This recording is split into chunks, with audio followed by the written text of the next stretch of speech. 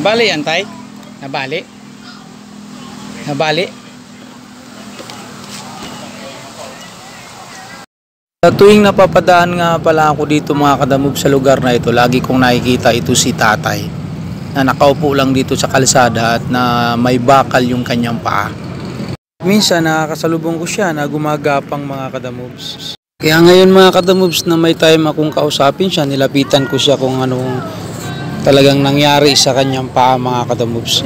Yun nga lang mga kadamobs ay hindi masyadong nagsasalita si tatay. Tumatango-tango lang siya sa aking mga sinasabi sa kanya.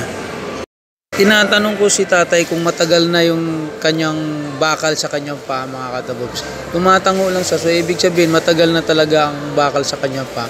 At napapansin ko rin naman mga kadamobs na talagang matagal na ito. So dapat siguro ito ay dapat tinatanggal na kasi palagay ko nadugtong na ang buto sa kanyang paa mga kadamobs. Kawawa nga talaga si tatay mga kadamobs kasi talagang makikita mo siya hirap na hirap sa kanyang kalagayan. At yung paa niya mga kadamobs ay may nana na sa kanyang bakal. So gumagalaw-galaw ang kanyang bakal. Lumalabas din ang nana sa bakal mga kadamobs. Pasintabi po sa mga nanonood mga kadamobs. Ang mga tao dito sa kanyang kapaligiran mga kadamobs ay parang normal na lang sa kanila na nakikita si tatay na ganito mga kadamobs. Pero para sa akin awang-awa ako sa kalagayan niya. Kung may maitutulong lang sana ako ay tutulungan ko siya. Pero sa pamamagitan ng bidyong ito baka sakaling matulungan natin si tatay sa kanyang kalagayan.